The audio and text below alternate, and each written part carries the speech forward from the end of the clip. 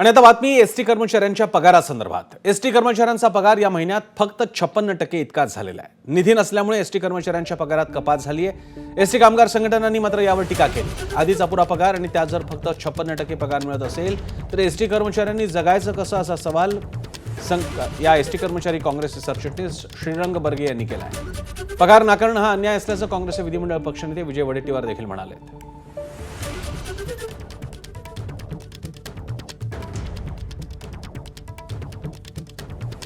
ST महामंडळाची आर्थिक परिस्थिती अत्यंत बिकट आहे।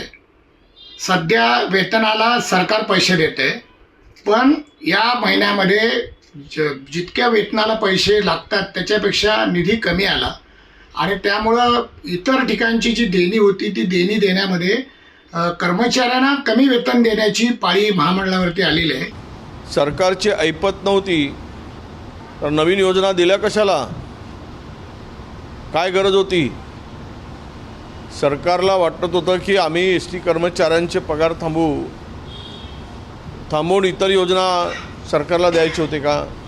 एसीमध्ये बसणाऱ्यांचे पगार थांबवा, पण एसटी कर्मचाऱ्यांचे पगार पूर्ण द्या अशी आम्ही मागणी करू।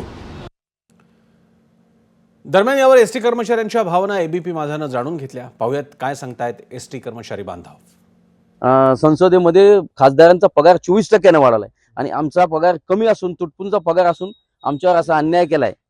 या अगोदर एसटी मध्ये कधीच असं घडलं नाही की पगार कर्मचाऱ्याचा 7 तारखेच्या पुढे गेलाय। पण ह्या 10 वर्षापासून मागील 8 ते 10 वर्षापासून एसटीचा पगार कधीही टायमावर होत नाही। आज प्रपंच चालवण्यासाठी या एसटीच्या याच्यामुळं जे हे होते, आज पगारीचे मागे पुढे होते, त्याच्यामुळं प्रपंच चालणं तर काही सोपं नाही राहिलं। त्याच्यामुळं मी आज म्हणजे काहीतरी एक जोड व्यवसाय म्हणून घरच्यांना एका दुकानात कामाला ठेवले। इकडे एसटी मध्ये पण काम करावं लागतं आणि तिकडे पण मागे पुढे बघावं लागतं त्यांच्या। कारण परिस्थिती आहे सर की आज जे पगार आहे आपला ते पगार एकदम तुटपुंजा पगार आहे, त्याच्यामध्ये भागतच नाही माणसाचं। परिस्थिती खूप बिकट आहे, एकदम डोकं हँग झालेलं आहे आमचं की आता काय करणार आम्ही। आणि ही परिस्थिती आमच्यावर नेहमी येत असते। याच्या अगोदर सुद्धा 2021च्या अगोदर अशीच परिस्थिती होत होती।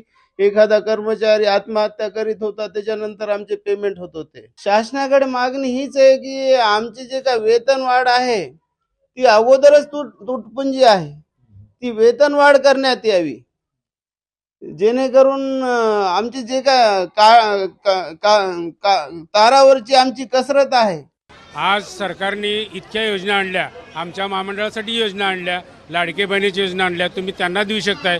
पण आज आम्ही एसटी महामंडळाचे कर्मचारी एवढा मोठा महसूल तुम्हाला देऊन सुद्धा आम्हाला तुम्ही आमच्या पगारीपासून वंचित देता, आमच्या हक्काच्या पगारापासून देता। आमचे द्यायचे 175 कोटी तर ते दिलेच नाहीत, उलट जे देते ती रक्कम तीही देत नाही आहे।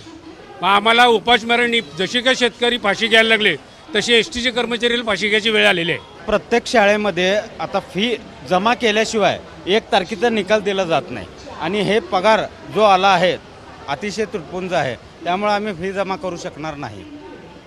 आमच्या मुलांच्या शालेय शिक्षणावर खूप परिणाम होणार आहे याच्यामुळं। माझे आता 35,000 रुपये हातात येत होते, 23,000 आले। ह्याच्यात मुलांचे शिक्षण किंवा घर खर्च कसा आता 56% कसा भागवणार? एसटीचे 1 लाख कर्मचारी आहेत, त्याच्यामध्ये चालक वाहकाची संख्या 80,000 आहे। त्यात 80,000 मध्ये 70,000 कर्मचारी तर पूर्ण 70-75% तर कर्मचारी कर्जबाजारीच आहेत। त्यांच्या हातात 1/4 पगार येत नाही। 1/4 म्हणजे कमीत कमी लेट झाले 10 ते 12,000 13,000 एवढाच त्यांच्या हातामध्ये पगार येतो। मग त्याच्यामध्ये जर हे 56% अजून केलं तर किती बघा, आता तुम्हीच ह्याच्यामध्ये हिसाब लावा। एबीपी माझा, उघडा डोळे बघा नीट।